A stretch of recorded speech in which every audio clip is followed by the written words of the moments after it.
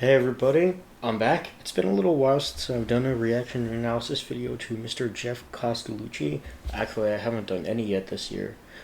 We'll have to catch up on them. But today we're looking at his most recent release, which is the Game of Thrones song, The Reigns of Castamere. No, I'm not super knowledgeable on Game of Thrones. I don't really know the song. I did listen to the original though. The guy who sings has a deep voice. It's a D minor down to A1. So we'll see what Geoff does with it. I kind of skimmed his video. I didn't really listen through it, so this is technically a first time reaction. Like, I've heard some things about it, but I haven't really sat down to listen to it. But yeah, we're going to get into it. We're going to see what he does with this song. And yeah, let's hit the play button on this. And who are you? The proud Lord said. Alright, let me find the key. Is it in D? In D. Okay. D minor. And who are you? The proud Lord said that I must bow so low. Only a cat of a different coat, that's all the truth I know. In a coat of gold. It's those A1s in full chest voice like it's nothing. He keeps doing it too. I like the prop. I like that he has the iron chair.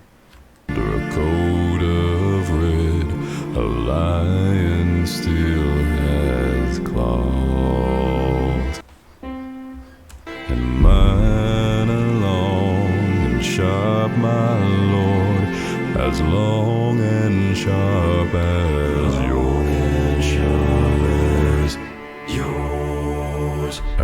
Okay, so characteristic of Geoff, we start with something a lone simple melodic line, and as we go we build, add instrumentation, add these background vocals.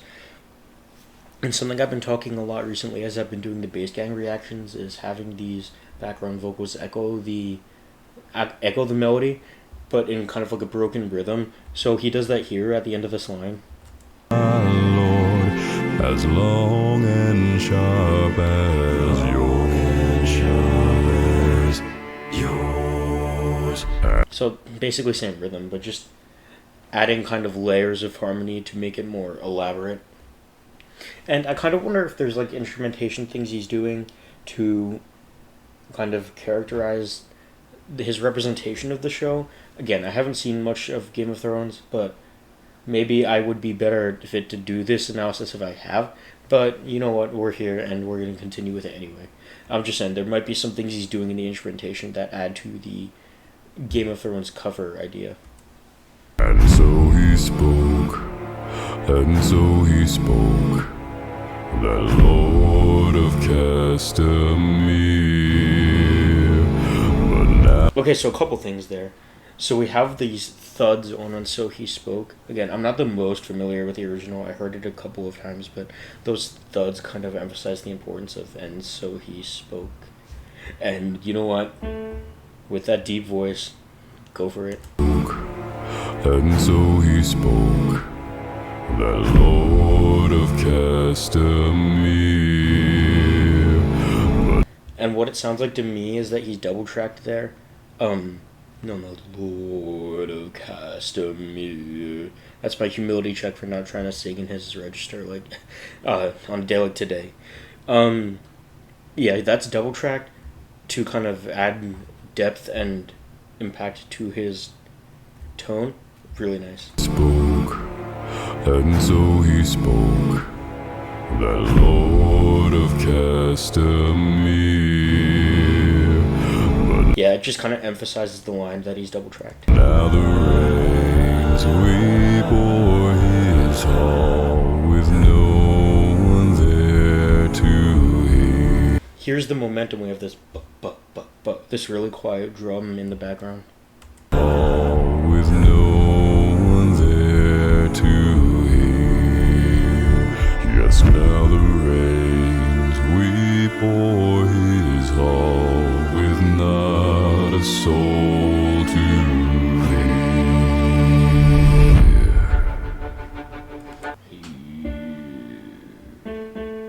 I think he drops on another still.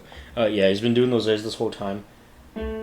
freakishly good tone. That's just like that's very rare to be able to recreate. There's very few people who have such a basso profundo voice to just have it low A's like that. And one thing I liked in terms of the arrangement is kind of stripping the build up that we had in this section as we it's kind of like a fake out build that we kind of strip down so the actual impact hits a little bit harder. So let's go find this. Tall with no one there to hear. Yes, now the rains weep o'er his hall with not a soul. So in this part we cut out the drums that had told us that we were building to an impact, so we get a kind of more bigger hit on the impact.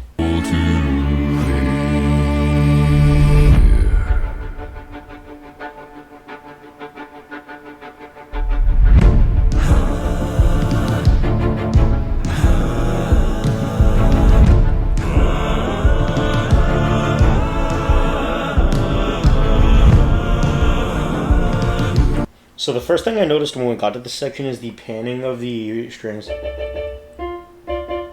sound like they're just fiddling around on a minor tonic, if you will, on the D minor tonic. Some really interesting harmonic stuff happening in the higher like head voice vocals. Let's see if we can figure this out.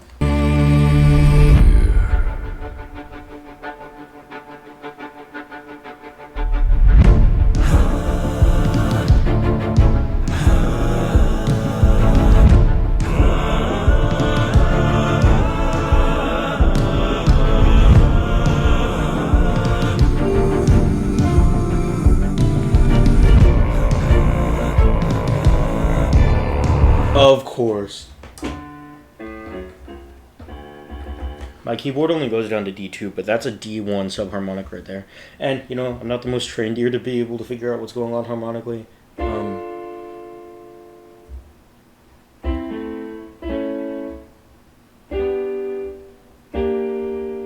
Cool stuff is happening harmonically. And if I had more time and more familiarity with the arrangement, I would go through it and pick that apart more. There are better people to do that. I'd recommend going to watch Peter Barber or I'll link a couple of reactions who will probably do that better than I will. But yeah, that's some cool harmonic stuff happening up in head voice in the background. And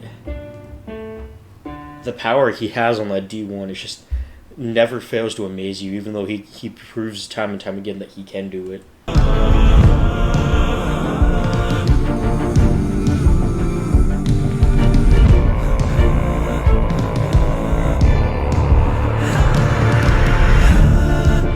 Oh, that visual effect.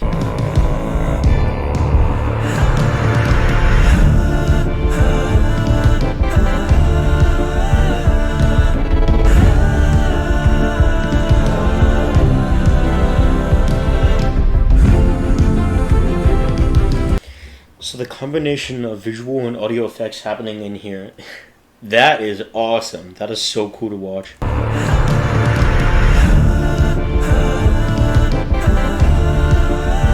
You have that.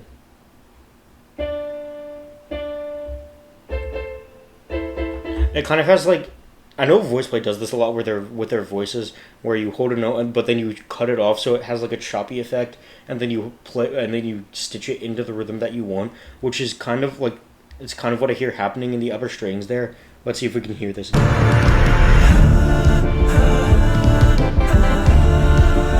Yeah, it's like a string and a synth doing that da da da on that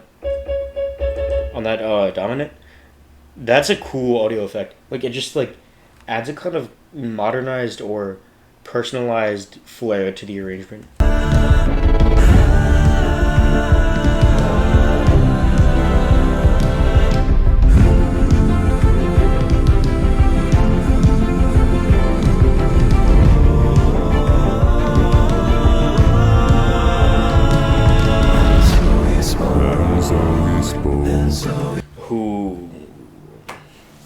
The build into this section. Let's go listen to this again.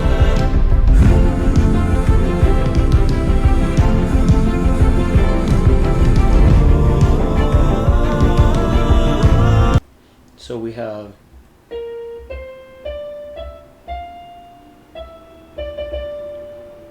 Okay. So instead of resolving that like we would hope for, he goes. And then we go back to the. And so he spoke. We go back to kind of the melodic part.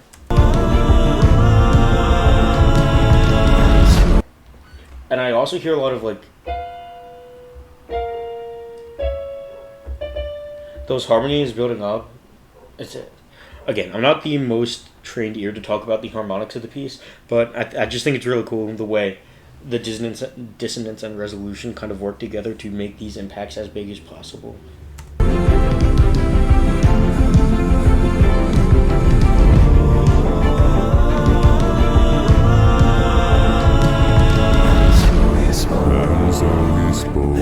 I kind of feel like they're representing different characters. Again, I can't prove that. I don't know Game of Thrones, but that's kind of the vibe I'm getting from this.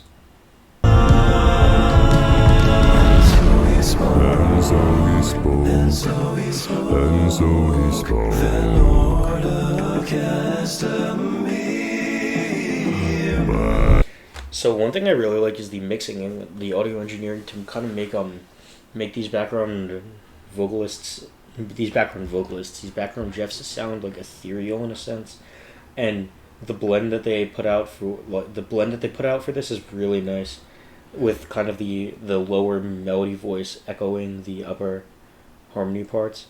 Real nice. And now the rains we bore his hall with no one there to hear. Now the rains we bore his hall with not a soul to hear. Okay, so that's a more mellow D1 subharmonic as we're hitting a less climactic end of the piece, a more subtle drop off to the piece. So let's go listen to this ending again. Before his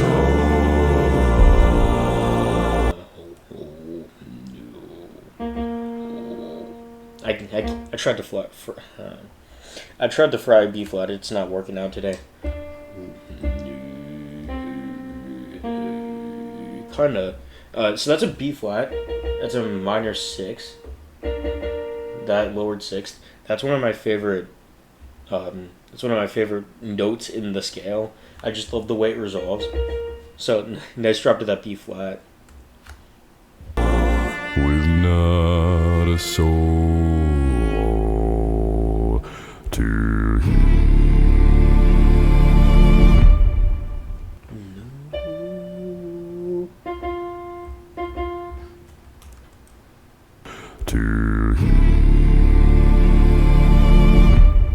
It's also a pretty masterful string arrangement. You have the strings down to that C sharp, and they don't resolve when he hits the D1. They the string parts wait until the higher voices come in and resolve with that little lick. Really nice. With not a soul to hear.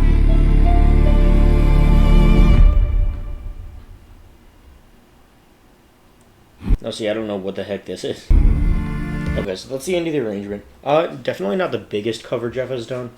My favorite so far this year has probably been Way Down or Ain't No Sunshine. I really like the kind of acting he puts into both of them, and the theatrics and stuff.